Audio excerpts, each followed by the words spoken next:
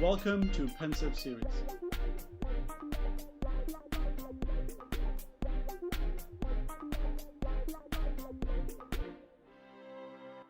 Salim Ismail is a sought-after speaker, strategist, and entrepreneur. His last company, Angstro, was acquired by Google in August 2010. Salim spent 2 years as SU's founding executive director and currently serves as its global ambassador, focusing on the global presence of Singularity University. Prior to that, Salim was a vice president at Yahoo and the head of Brickhouse, Yahoo's internal ideas factory, where game-changing ideas were brought in, built, and launched. He's also the author of Exponential Organization, which is required reading at the world's top organizations. Salim consults on innovation and growth and believes if you aren't disrupting your business or industry, someone else will. In this episode, Salim shares his technological and philosophical insights on how we can move the world forward. Where did you grow up? I'm originally from India.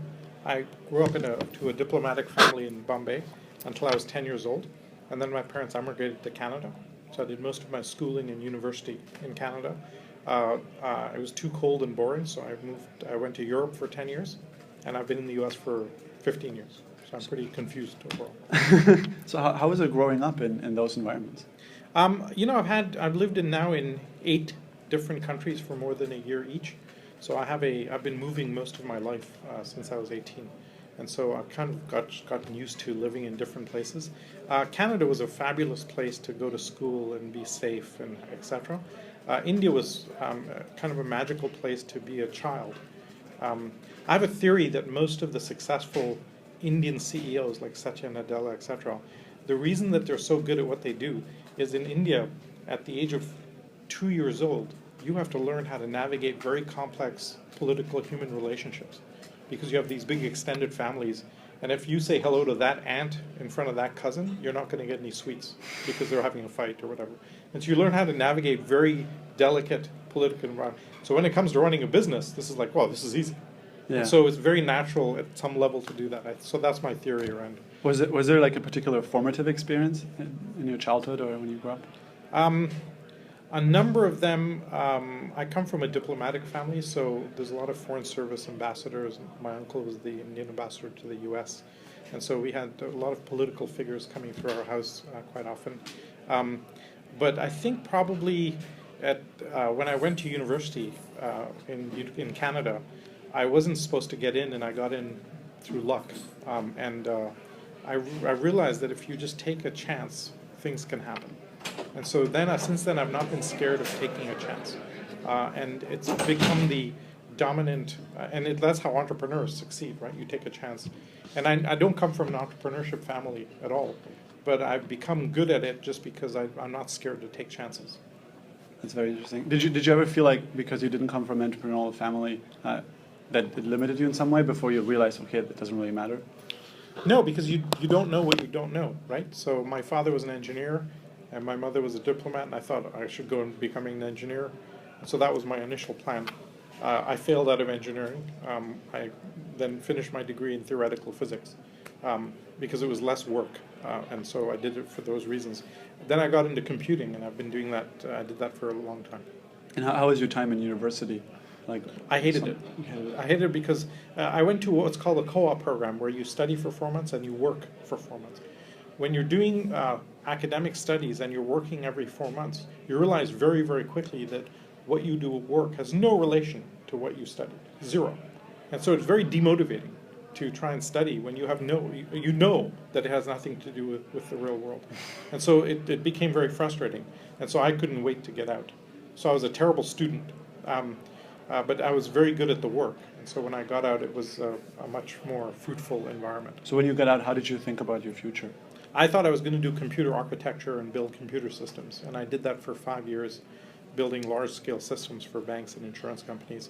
But then I got frustrated because you build this amazing system for a bank, and it never gets deployed because the people are not using it, and the discipline of change management didn't exist.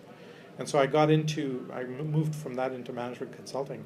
It would help companies deploy technology, but more importantly, help prepare the organization for it. And so we would go into companies, this was mostly in Europe, and say, you're all looking at technology and IT as a cost. you should be looking at it as a strategic investment. And so when you can tilt that way, it becomes very interesting. So I did that for a few years. Is there a story that sort of embodies that type of work and why you like that? When you can make a huge difference with technology, it's kind of profound to watch what happens. And we restructured an insurance company in France called Groupama, which is the biggest mutual company there. And it was fascinating to see when they deployed technology properly, how quickly it rippled through the organization and the benefits they got from it. So that was very inspiring to see. The counterpoint was that the French hate change, and so trying to implement it. I remember talking to the CEO and I said, "Your people are a nightmare. Why are the French so hard to work with?" And he said, "The French will say it works in theory, but it works in practice, but will it work in theory?" And it was the best description ever. That explains the French people completely. So how have you been dealing with people when you have this sense of innovation and this drive, and you deal with people who don't have that and they guard the status quo? Great question. What we do, and this is I think the secret behind Singularity University, is that when people come in, whatever defenses they have, the combination of kind of new technologies plus shock and awe, plus the reality of what's happening, breaks down your defenses. You kind of go, yeah, that may happen, but it can't happen to me. And then you realize, holy shit, that's going to happen to me. And now you're open to kind of thinking, not only can I think a different way, but I have no choice but to think a different way. I have to do it. And so our ideal is when people come through a program like this, and they leave thinking, I have to think a different way. I don't have a choice. And so that's kind of the model that we use to open people up with technological thinking, then kind of guide them through a thinking process and a developmental process mentally that then has them inspired to go use the technologies properly. Was it a turning point when you were young that sort of changed your thinking and made you more effective at what you wanted to do? Probably when I learned how to do programming. I was about 15 years old, and in our high school they gave us Apple IIs, and I started learning how to program. And the empowerment that you get from being able to write code and making the computer do what you do is incredibly powerful. And you see the same equivalent today with kids that learn how to do 3D printing. They imagine an object, they draw it, and boom, it gets spun out. It's instant feedback. It's an unbelievable, powerful, kind of empowering tool, and you never forget that. You never forget, wow, I can do that. And so that never leaves you. And so I remember that being a very fundamental point. And how has your relation to technology changed throughout your life? I kind of was very involved in computing early on. Then I went into the people side of it and building, doing change management in big companies. Then I got into entrepreneurship. I built a predecessor to Twitter, for example, in New York City, and I tried my hand at doing that. And it was very, very hard, especially in New York, trying to build an internet company. But then when I came across, then I joined Yahoo to be the head of innovation at Yahoo. And I found that was maybe the central lesson. I found when you try and do disruptive innovation in a big organization, the immune system will come and attack you. Because all of our organizations are built to resist change. And now we're saying that's the high order bit, right? So dealing with that juxtaposition is very, very difficult. And I found it very hard at Yahoo, and I realized that you cannot use a big company to do radical change. It has to be an entrepreneur, it has to be a startup. I'd set up a relationship between Yahoo and NASA to do interesting projects together. And the NASA people one day said, hey, we're helping found Singularity. We're getting 70 thought leaders together for a founding conference. Do you want to come? I'd never heard of the Singularity. I'd never heard of Ray Kurzweil. I'd never heard of Peter Diamandis or the X Prize. Walked in completely blank. And I asked a few too many questions of how are you going to manage all this? And about 2 weeks later, Peter and the board said, do you want to run it? So I got home that day. My wife, I remember saying, how was your day? And I said, I think I'm a dean. I don't know how that happened, but I'm a dean. How did that feel? Pretty surreal because I was not qualified, right? But you realize in entrepreneurship that there's no such thing as qualified. You just do. And I'm really good at starting and launching things. I said, I'll help you through the launch.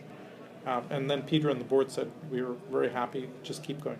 What is the most important truth you've realized throughout your life that make you more effective at starting startups? Just dance with the possibility of and don't lose the vision of what's possible. Keep that in your head at all times. You're dealing with day-to-day stupidity, right? NASA regulations, and we're running out of money here, etc. And it's very easy to get stuck in that. But if you can maintain the distant vision of what you're trying to achieve, which in our case is to transform leadership globally. And then reverse engineer. And then reverse and step back and say, okay, that's a nightmare issue. We may never be able to solve that, but if we can't solve that, we're not getting there. And so it gives you the passion and the drive to keep going against stupid odds, which you would never do if you knew beforehand, right? No entrepreneur knows beforehand what he's up against. Otherwise, they would never do it. And so you have a very like interdisciplinary approach where you take from very different fields Yes. of knowledge. Like, how do you make sure you stay focused and you leverage sort of that Renaissance man? I think by default I have that just from coming from different geographies. I have the kind of appreciation for Eastern philosophy and dealing with change and kind of the Hindu or Buddhist approach to the world, along with the Western analytical discipline. And so that's very powerful on both sides. I found that to be very useful in my life. And you read the trigger point you were asking earlier about turning points was when I was studying quantum mechanics in physics, and I was at the same time doing a course in Buddhism, and required reading for both courses was the same book. And I was like, wait a minute, what's going on here? And you realize that quantum mechanics at the edges is exactly the same as Buddhist thinking. And you think, well, that's kind of weird. And I started really thinking about the metaphysics and the philosophy behind that. And so I actually teach that at Singularity. When you take the implications of biotech, robotics, AI, neuroscience, it changes the fundamentals of what life will become. And so you start asking really big questions about why are we here? How will this all work? And so you get lost in those questions. And so we found that the students were kind of halfway through each course. About halfway through, after all of the implications sink in, they're kind of like, holy crap, like what does this mean? And you can't practically apply them until you kind of solve that question, right? And so I do a late night session for all of our students, alcohol mandatory, about halfway through each course, executive program as well as our summer programs, where we get to them and go, what is the meaning of life? And so I lead a discussion around that typically goes anywhere from 4 to 9 hours. Can you tell me more about that course? It's not a course, but it's just a discussion I lead. I'm fascinated by the idea that we live in a world that is completely predicated on growth or improvement or progress or evolution. Right? We have no idea by how does that happen? How does growth take place? What are the steps? And so I've spent a lot of time analyzing the archetypal patterns that enable any growth to take place. And it roughly goes as follows. You have a stable environment. Some external or internal force will break that equilibrium. You have a very dynamic period, and then it will consolidate again to a new level, right? So an artist with a block of marble, the sculpture is all potential. There's no reality to it. Now they'll start chipping away. I could make the wrong chip and break the marble, but unless I take that risk and go into that uncertain pattern, I won't realize my potential. Then it's fully formed. Now it's static. Now it's realized. And so you could think of it as potential to kinetic energy in one sense, or unknown to the known. And that kind of repeatable cycle through everything. In the stock market, we're talking about finance here, you have a stock market chart, a stock will consolidate, there'll be some announcement, or positive or negative, you'll have a dynamic uncertain period, and then you'll consolidate at a new price, right? And so you see this archetypal pattern in all of life. Like equilibrium, disequilibrium. Equilibrium, this growth pattern or decay pattern, and then equilibrium again, and it's a cyclical fractal thing. And so I kind of talk through that underlying pattern, and then we apply it to different areas. For example, falling in love is that uncertainty thing. Getting married is the formalization of it. If you're going through school, you go through learning, exam. Learning, exam. And that consolidates the learning, and then you go to the next level. And this, it doesn't matter, and there's infinity at each level, at each end, because you can just keep learning. But the process is archetypal, it happens everywhere. A snake will grow and then shed its skin, and grow and shed its skin. And so we're finding that archetypal pattern exists everywhere in the world, in social structures, economic structures, biological structures, etc. So we talk through that, and then we say, how do you apply this? And the challenges that then exist to our existing institutions, right? We talk about the volatility of what's happening in the world. We have big threats to all of our old institutions. Like the institution of marriage was created about 15,000 years ago. And an average lifespan was like 22. So you got married, you had kids, you died. Right? No marriage was designed to last 60 years. I joke that it's now essentially state-sanctioned torture because we're not actually meant to be with one person for that long. You might as well. I'm happily married, by the way, so Please don't tell my wife. I won't. But this challenges all of our old institutions, right? Or if we think about extreme longevity, where we might break the aging barrier in the next couple of decades, well, most religions, their business model is to sell an afterlife, right? They're not going to be very happy about this. And so we're going to start to see all of these institutions that we thought were kind of fixed and never changing all completely wither and disappear. I actually have seen this in physics. If you look at any constant in physics, the speed of light, etc., when you get close to analyzing it, you find it's not really a constant. And you find, oh my God, the speed of light is variable, like what the hell? And so every time we think we've hit up against a solid barrier, we find it's not really solid.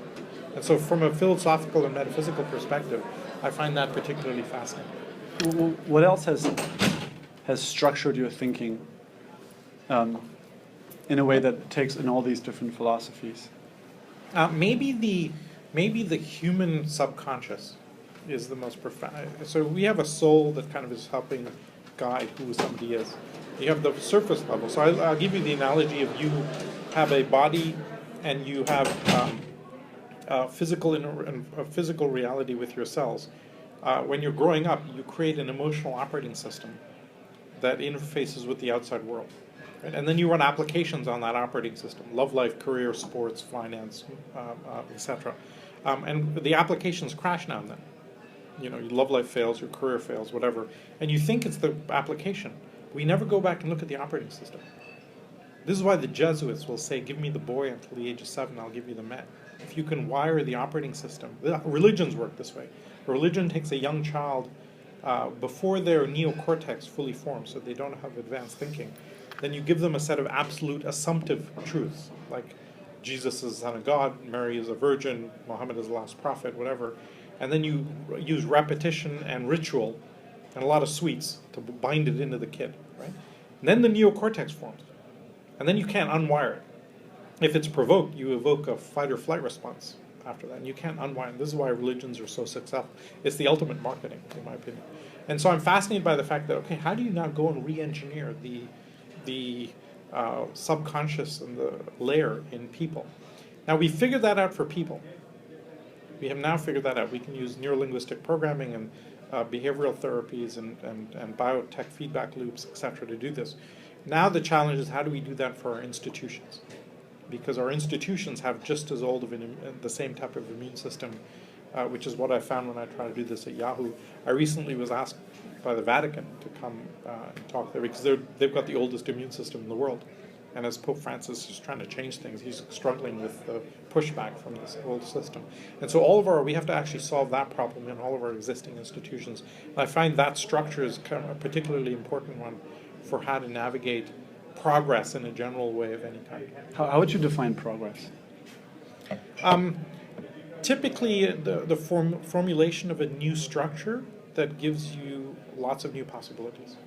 So progress for me is opening up possibility for people or for things. If I have autonomous cars, I'm much more flexible. I have much more freedom of space, time, and money.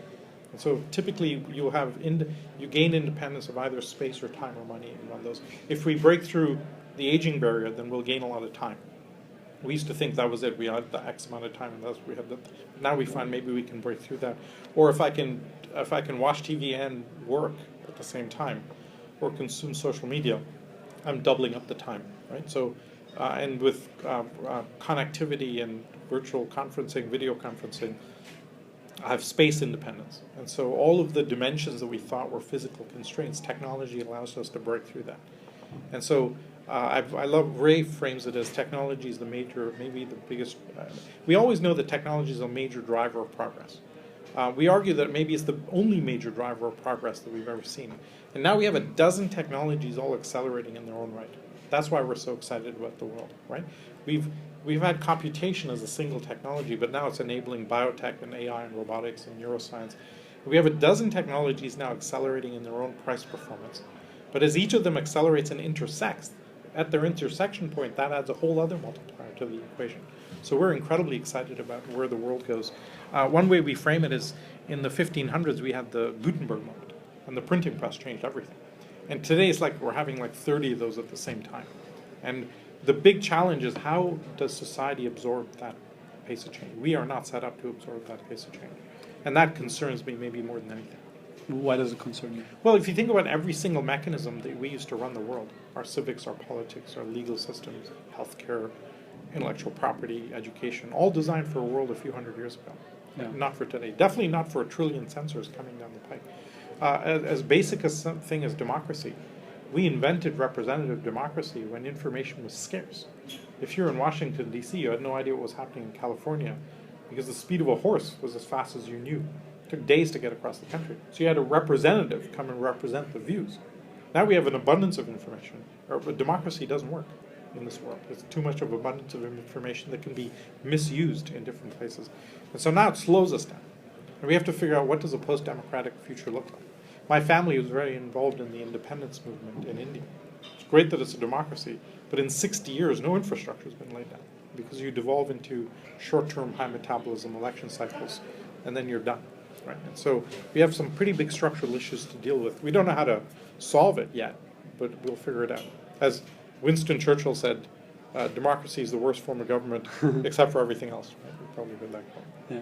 So I grew up in Germany, and I've always been fascinated by the American Revolution, where the founding fathers came, and it was sort of like a clean state, and they built a new political operating system. Yeah. And it wasn't perfect. There was slavery. Yeah. It was. I can only imagine what it must have been like to be like live at In that that time and be part of that narrative, and they really created a new operating system that showed possibilities, that created a new sense of liberty. Yeah. And you know, you say like that's like sort of those are preconditions that are necessary sort of to like leapfrog to the new world of abundance, right? Yeah. And right now, I don't see that in any country. I see it in these networks of young people and people like Singularity, and that's super exciting. Yeah. But where is do we need a blank state, or is sort of the technology of the blockchain and other related technologies enough to sort of create the same sense of the new world? I think not just enough, I think it'll be necessary. Because if you think about countries, they're by definition scarcity-based because of the geographic limitation, right? You have boundaries and you have borders, and then you try and protect that scarcity. All of our institutions and businesses in the past are about managing scarcity. Now we have kind of an abundance in a globalized world. Certainly in energy, we can see that coming. We can see it in education coming. Information used to be scarce, and now it's abundant. And our existing structures can't deal with it. So we have to create new structures. The new structures will not fit into the old. You can't wedge them into the old. So you have to walk away from the geopolitical environment and move to a blockchain, Bitcoin-based thing. I've been fascinated to see some of the efforts out of Germany, like liquid democracy, that kind of try and hack the system. But that's even a kind of a halfway, quarter-way point. But we have to kind of go to a whole other level. I think one of the reasons I'm excited by the blockchain, and I've kind of publicly said a few times I think it's the most disruptive technology I've ever seen, is that it'll enable a whole new form of organization and human interaction that will completely change everything. And I'm unbelievably excited about the potential of that. So from your perspective, when you look at technology, what do you think society is missing or is not valuing enough? I think I have two big issues. The first is the awareness that technology is moving so fast. Right? Our existing political structures are not, all of our leadership structures, business but especially political, are set up for a stable, status quo, incremental world, not this very disruptive world that we're in. So that's issue one. And issue two is, even if we know that pace of change, the feedback loop is not there. If you look at most public policy, in fact, almost all public policy is determined reactively and defensively. Almost all, right? And so when we now have to figure out how to get in front of that and say, okay, so you take drones. There's unbelievable public good that could come from drones. But the first action is by the FAA to say, let's ban it. Now, a bad actor is not going to listen to that anyway. And all you do is stop all the positive use cases, right? And so we have to get out of and it's so easy to go to the politics of fear, which is what we see in the U.S. unbelievably today. By the way, the U.S. is not a functioning democracy of any kind today. Probably you're aware of that. Very few people here are. I mean, in no way, shape, or form. And so you have to actually figure out new mechanisms around this. And it will not happen in the existing structures. You take the existing, let's say education, right? We have two big issues with education. One is that it's geared to create kids for the job market. Whereas, so we don't know what a job looks like in 5 years, so what the hell are we teaching them? That's issue one. And issue two is we do education in a very classic 300-year-old push basis. You get kids into a classroom and you try and cram algebra into them. They're mostly thinking about lunch. We have much more understanding of pedagogical techniques, neural retention patterns, challenge-based learning, customized learning pathways, and we don't use any of that in our existing systems. And you can't fix the existing system. It's too stuck in teachers' unions, textbook publishers, regulatory framework, and Texas creationists here in the U.S. We have to create completely new models on the side and then let those become the new gravity center, which is what we're trying to do with the model of a university. The model of a university hasn't changed in about 450 years, and so we're trying to create a new model for that and let people gravitate to it if they think the model works. So that's what we need to kind of encourage to do with our institutions. And this operates even at the globalized level. You take something like the UN Security Council. It was set up to govern conflicts between states. But today, 80% of war is within states, civil war in Syria or wherever. And the UN Security Council has no teeth. They have nothing to say about that. So it's irrelevant. But there's no end date for that. There was a fantastic proposal in Germany to say, whenever we create a new law, put an end date on the law and force the parliament to like a sunset clause. Yeah, a sunset clause. You absolutely have to have that. So there's some feedback loops and end dates that we don't have, and if we're not iterating quickly and it's enough. very difficult to get rid of existing laws. Very difficult, right? And then the intellectual property is a classic example of how screwed up that is. And so we need much better feedback mechanisms that mimic what's actually happening in the real world. Yeah. During the American Revolution, what separated sort of the New World from the Old World was, an entire ocean. Yeah. And it seems now, like, that the Treaty of Westphalia, which is the origin of the nation state, that's sort of the current political upper system, and it hasn't really evolved. And if you look at the current political landscape, especially in the U.S., like, used to be that if you want to be part of politics, you would have to advance political thought, and that's not the case anymore. No. And so, where do you see sort of the new? And we talked about this already, but where do you see sort of the new form arising? Because I feel like it's almost like we're a prisoner of that system of nation state, and they still have so much power, and we're slowly moving into more decentralized and autonomous systems. But it just take autonomous driving, which I heard Elon Musk saying it's like two years away from really fully working everywhere. Yes. Even in really unlikely scenarios. Yeah. But then that's not enough because regulation.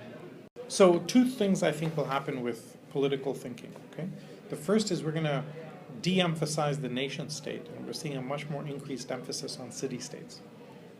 London in the UK is like 60% of the UK. Nobody really sees the rest of it. A great example is New York City. Everybody in the world knows who the mayor of New York City is.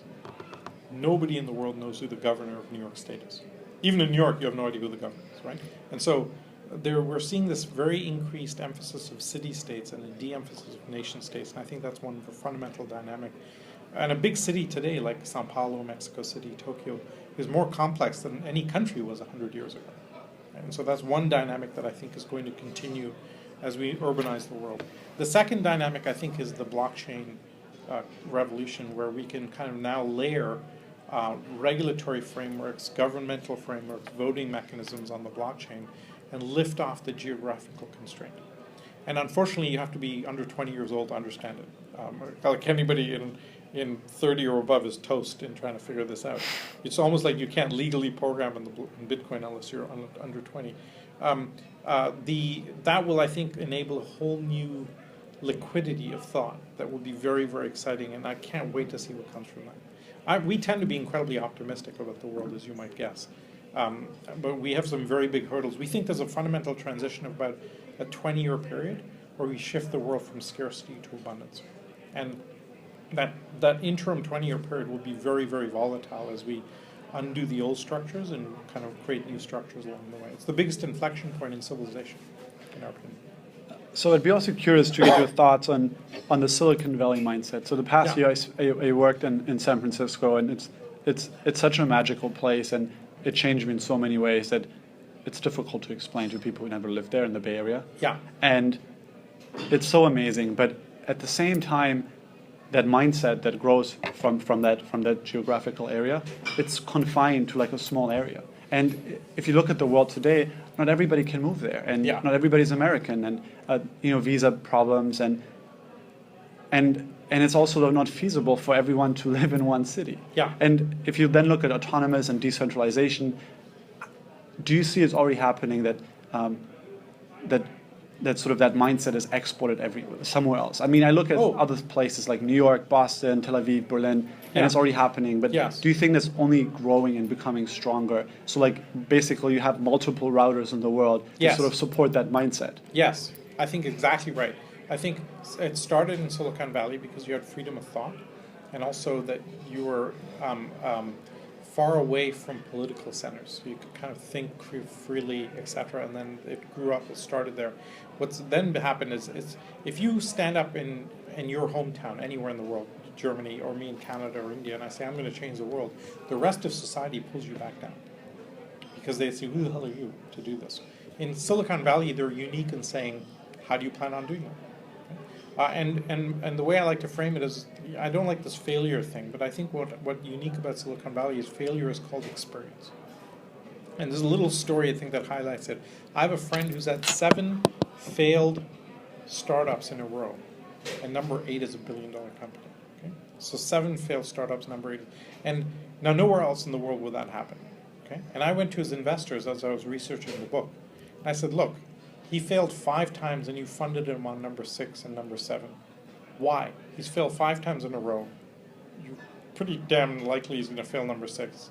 And he did. And then you funded him for number 7 and he did. And why did you fund him on number 8? And they said, look, one thing we know about that guy, he will never stop.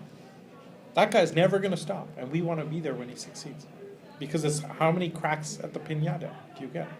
And that mindset, that guy would never get more than twice failed anywhere else in the world. Then they would say, forget it, you're useless, right?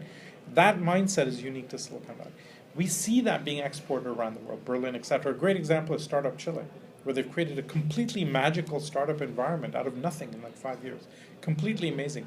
And so as we see that kind of seeding around the world, we think that now a pace of innovation just starts to explode because that mindset starts to take hold, and that drives everything going forward. So if you think that everything starts with thinking and a thought, and then Yeah. it goes towards action. Yeah, If you think about platforms that move thinking forward, yeah. that enable people to realize their dreams and to give them possibilities, like what do you see some like applications of platforms of people already doing that, or like other things you imagine that people maybe haven't done yet? Well, I mean, look at the 2 things that we know clearly. Google allows you to find anything in the world. Facebook allows you to connect with anything in the world, okay? So as you look at the internet, which first connected all the computers, then we started adding data layers. First, what's happening, or what information about products was the first thing, which Google gives you, or information about libraries, etc. We put the world's knowledge on the internet. Facebook allows you to put the world's people on the internet and connect all them together. Now we have geolocation, and we know where everything is in the world. And every time you add a layer, you enable a whole set of applications between those layers. It's one thing knowing that there's a bar over there. It's a second thing knowing that I know you. Now I can say, hey, whenever you're near a bar and within half a kilometer, let's go have a glass of wine, right? So there's a whole new application possible. Now I know that now when I can add your biology and electronic health record to that, plus you add to what else is happening around the area. There's a great band nearby or whatever. Each layer we add, Internet of Things, etc., will just explode that to the next level. We'll start to see more and more applications become enabled. So the next set of applications or layers, platforms that I think will be transportation with Uber, clearly trying to go down the platform route with being an enabler of that. Amazon doing drones for deliveries, etc.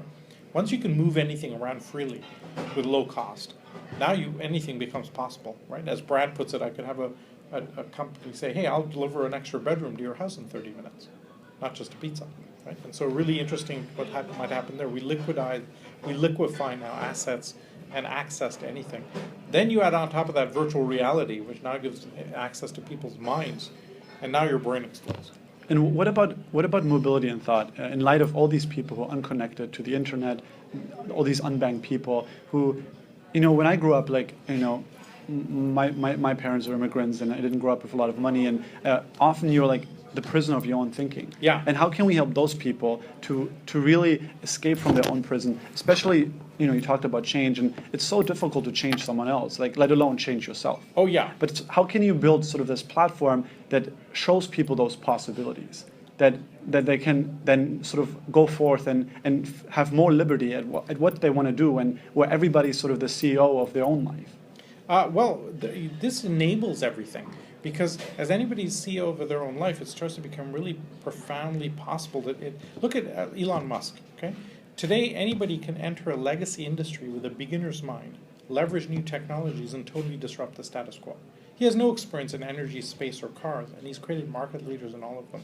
That now becomes possible in any industry, in any geography, right? And so when you enable that with that younger generation and that mindset, and you have role models like Steve Jobs, Elon Musk, Peter Diamandis, and others, now anything's possible. And now you kind of inspire that next generation to totally go crazy. And we see that with the Bitcoin kids and others, where they're free of older thinking. Our big challenge is not the innovation. Our big challenge is how do we effectively absorb that in the rest of society and transition that. And actually that's where the media, I think, plays the biggest role, because the formation and the use of narrative is the most powerful technique we have of taking somebody from one frame of thought and moving them to the next. We're biologically geared for that type of thinking. And I think the media now has a really, really important role to play. We typically tend to see it as a dystopian outcome because of Hollywood. Technology takes over and you have the robots or the AI that takes over Skynet or the Matrix. And if you're lucky, we're pets. If we're unlucky, we're food, right? Basically, it's good. But if you can kind of transition that and say, listen, we can use technology to augment and amplify the human experience, and we have an abundance of resources, etc., you now have a Star Trek type of utopian environment. And we think that's where the world will get to. It's either that or Skynet, and so hopefully we'll end up in the first and the other. So two final questions. Yeah. If you could have dinner with anyone in history, who would you have dinner with and why? Dinner with anybody in history? Just one? My God. Well, you can pick multiple people. Okay, multiple would be Newton. Galileo probably would be... No, sorry, Da Vinci. Da Vinci would probably be number one on the technology side. We think he was the original...